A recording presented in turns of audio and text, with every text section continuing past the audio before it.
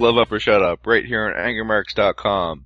My name is Peter H., and I'm joined once again by my co-host from Omaha, Nebraska, Stevie J. Welcome to a landscape without Ronda Rousey as the bantamweight champion.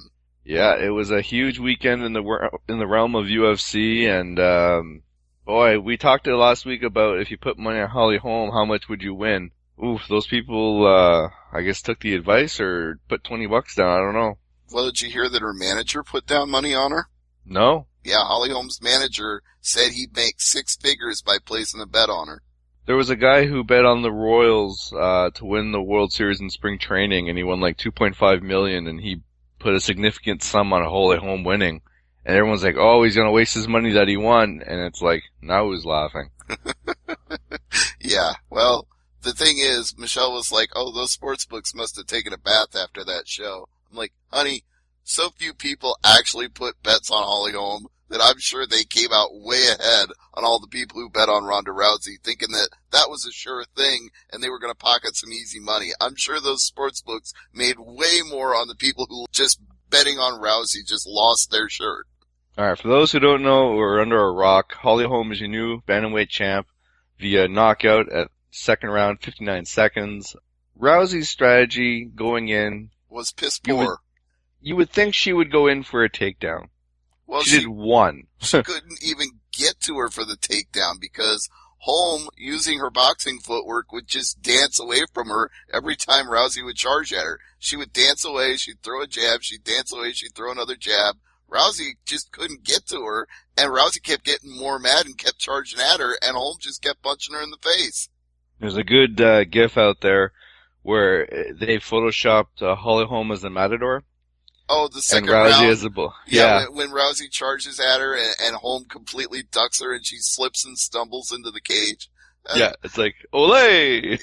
The reaction in the bar when that happened, I thought everybody was going to lose their damn minds because they just thought they had seen the second coming of Jesus or something. They're like, holy shit, that just happened. Ronda Rousey completely whiffed. Yeah, and then it was even louder when Holm landed that head kick. You would have thought a cannon went off. It was like, oh, boom. Was it Rousey's face that hit the mat first, or was it her side? Because it was really just like a gunshot went off, so. I couldn't tell. After that kick landed, everybody jumped up out of their seats, and the next thing I saw was Rousey flat on her back, Holm diving in for a couple of punches, and then the ref waving it off. It was that quick. Now, I'm not sure what knocked her out.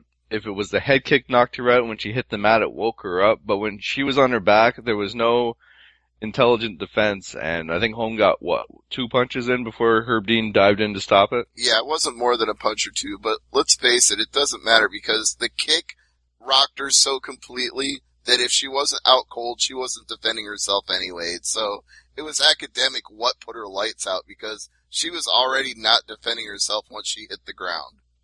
Now, Stevie, what is your opinion on those, including a certain announcer or former announcer saying in the realm of pro wrestling that says this fight was a work? Oh, you're talking about what Taz said on the Taz show, aren't you? Mm-hmm. No, I don't buy that. I don't think Ronda Rousey is the kind of person who's going to take a fixed fight. I don't see any advantage to her to do that. I know everybody says she's got Hollywood. She's got all these different things she can do now in pro wrestling, but what does that do for her marketability? How does intentionally losing a fight help her sell more copies of her book, get her more movie roles, or get her spots in wrestling if that's what she wants? Losing on purpose does not accomplish that. The draw of Ronda Rousey was she's the baddest woman on the planet who's never been beaten. That myth has now been destroyed. There are a lot of parallels people are making to Buster Douglas. I've heard that. I've heard many people make that comparison.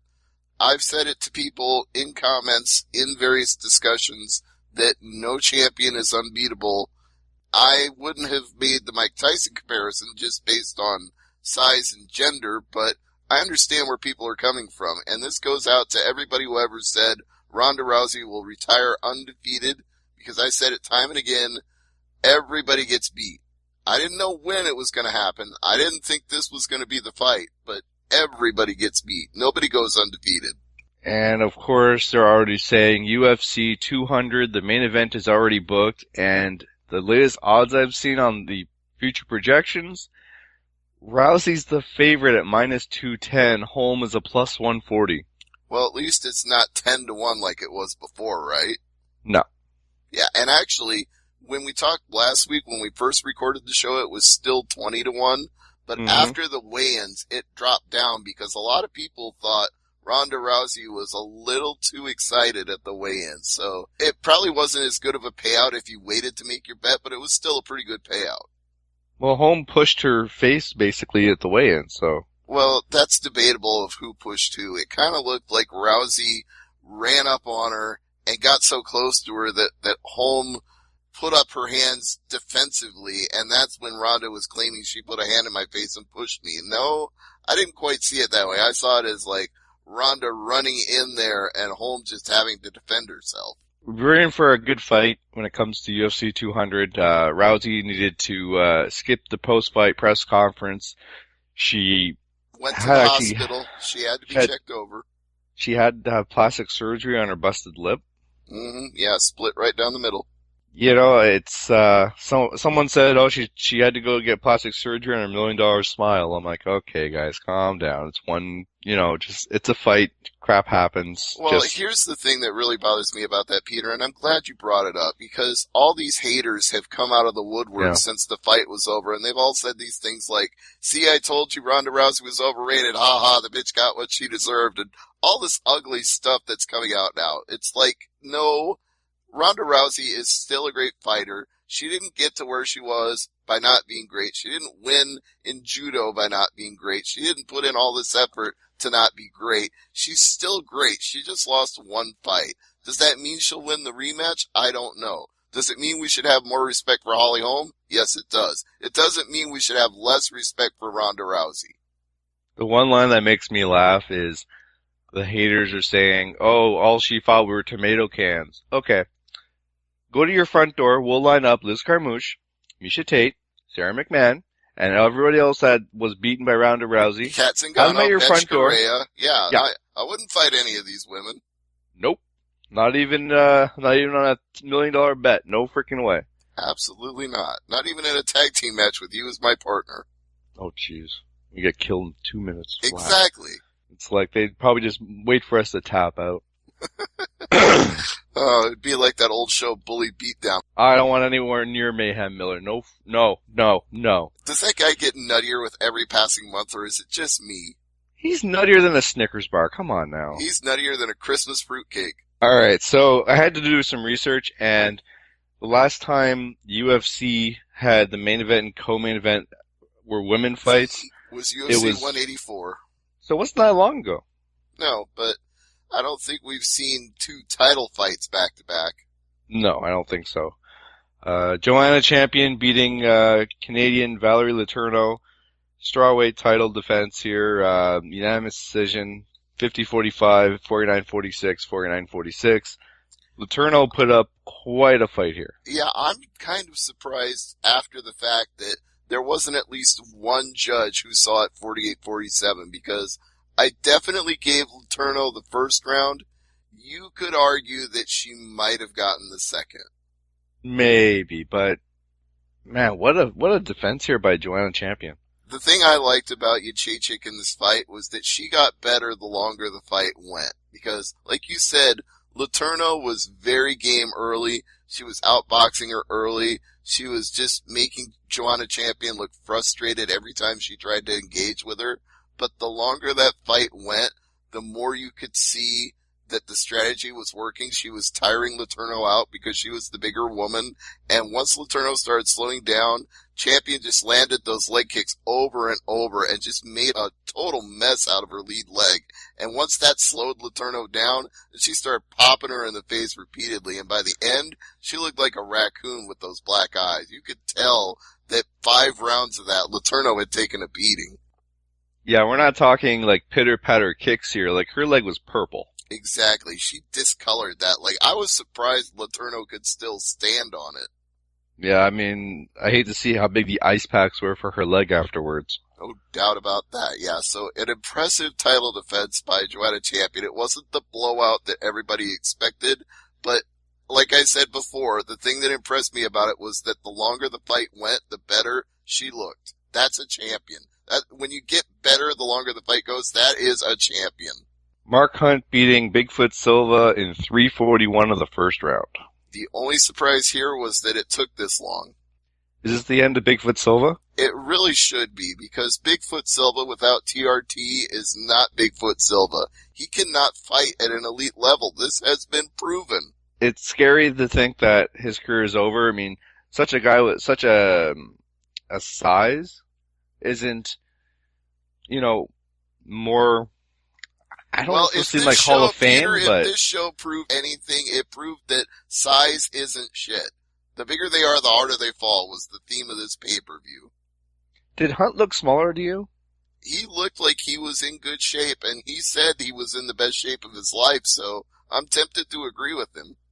Yeah, he looked great. I mean, I think he lost, I hate to even put a guess out there, but if this was his last fight, way to go, Hunt. But after this fight, I kind of want to see more. He said he's got one more title run in him, and if he's going to fight this way, drop a little weight, get faster, and still remain as strong and as hard-hitting as he is, then maybe he does have one more run in him. But he needs, no pun intended, stiffer competition than Bigfoot.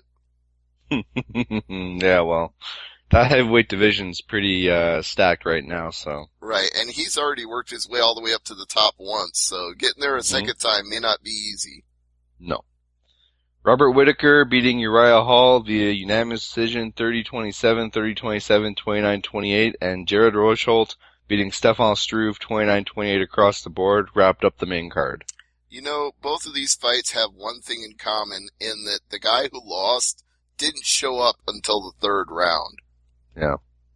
It's true. You don't win a fight in the third round if you aren't there in the first two. Yeah, I think the Whittaker fight impressed me more because we all know how dangerous Uriah Hall can be, and Whittaker won tough smashes, but people kind of forget that, or they don't think that season was that important.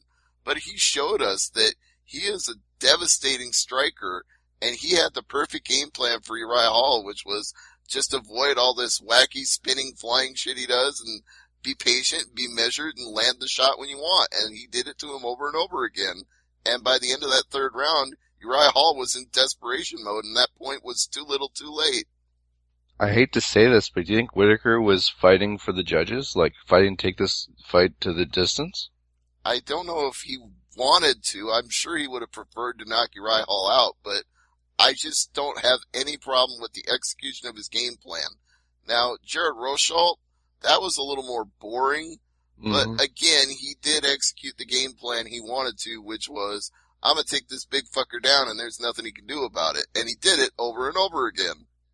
Yeah, well, I mean, Stefan Struve is one of the biggest guys in there, so. Yeah, 6'11.5". So, it just stuns me that Stefan Struve lets this happen to him again. He should be one of the top 5 heavyweights in the world, not just because he's that big, but because he's a jiu-jitsu expert, can submit anybody off his back, and he's got incredibly long legs. So at heavyweight, he should be able to catch guys in things that other heavyweights can't, and yet he got taken down with ease by a guy who wasn't even ranked. Well, at least before this fight, he wasn't ranked.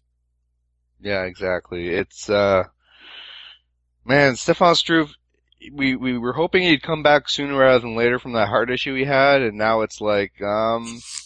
I don't know. Yeah, Is it over?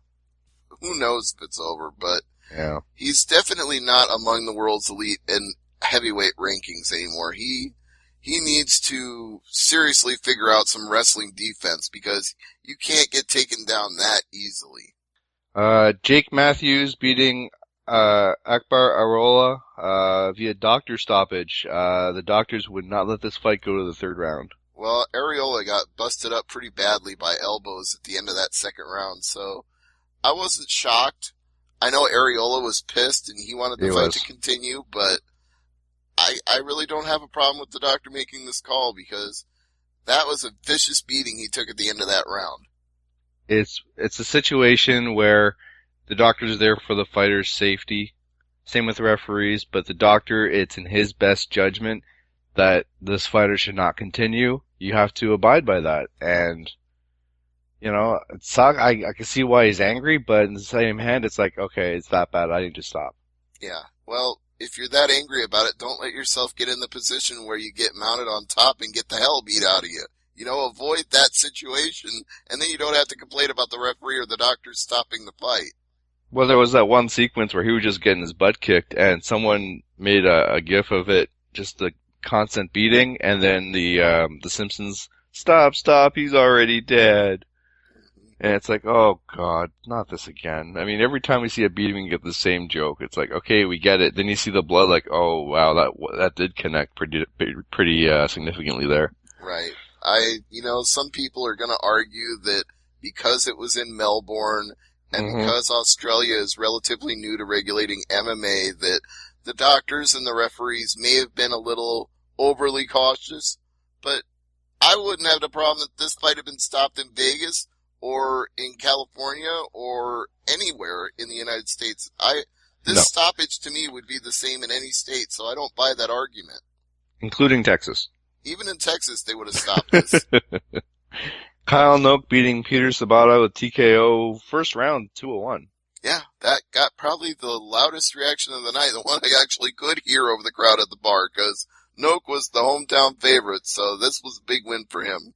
And we had Gian Villante knocking out Anthony Peroche at 256 of the first round. Exactly the opposite reaction from the crowd. Stunned silence, because Peroche was their favorite, and Gian Villante just destroyed him.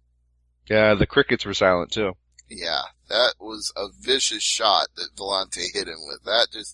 Not that I expected anything different. It's a 30-year-old man fighting a 43-year-old man, but at the same time, it was like, wow, he just crushed him. And Danny Martinez beating Richie Vasulik, unanimous decision. Vasulik 30-27 across the board. Boring, paint drying, boring, tedious fight. Yeah, it was Danny Martinez out wrestling him. That's all it was. It was a fight. It's just, okay. It was a fight. A couple of news items coming out of this event. Joanna Champion had to have surgery for a broken hand after this fight. Well, that's from how many times she punched her. And going back to the Rousey fight, there have been people coming out offering support and offering, we'll say, negativity. Misha Tate basically saying, I'm glad the B word won. Yeah, I'm glad the B is defeated. Basically, she said, I'm glad she lost, basically. I'm paraphrasing here. I'm stumbling on my words because it was just very quick when she said that, it was within 20 minutes. I'm like, okay. Whatever. My wife had a great idea. What's that? Give Misha Tate the next fight with Holly Holm. Oh. Because it's a no-lose situation. If Holm beats Tate, then she's cleared the way to fight Rousey again because she beat the former number one contender. Mm-hmm. And if Tate wins, just imagine Rousey going for revenge, getting the title back by beating the person she's already fought twice. It's a no-lose situation.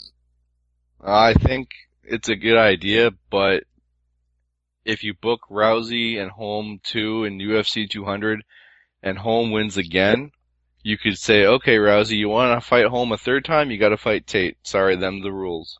Maybe, but the one thing that bothers me about UFC 200 being the target date for the rematch is that's way too long for Holm to be sitting on the shelf. She needs to have one fight between then and now. Yeah.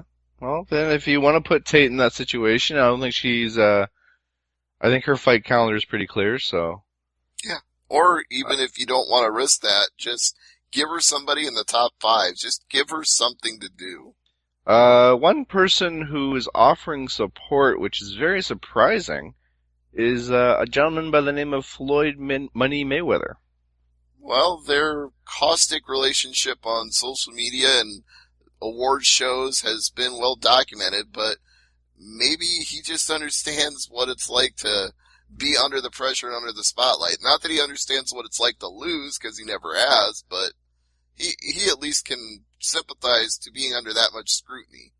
Dana White at the press conference said, quote, when Ronda Rousey gets over the loss to Holm, she's going to be a savage. Well, when she gets over this, can you imagine her in training getting ready for her next fight?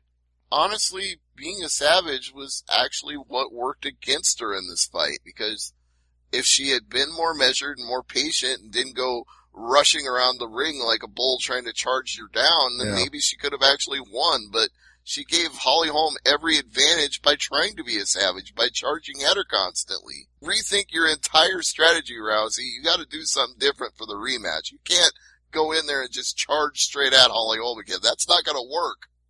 And one last note before we go to the news. There's a story coming out that one of Holly Holm's endorsement deals is a company that's linked to banned supplements. Doesn't matter because she can't wear it on her trunks anyway. Yeah, but I don't know. If she's endorsing them, does it mean that she takes these supplements? And if she does, would they show up in a test? You know what I mean? It's you gotta be above You reproach, are right? putting way more speculation into that than I think is called for. Okay. You've jumped about 4 conclusions there.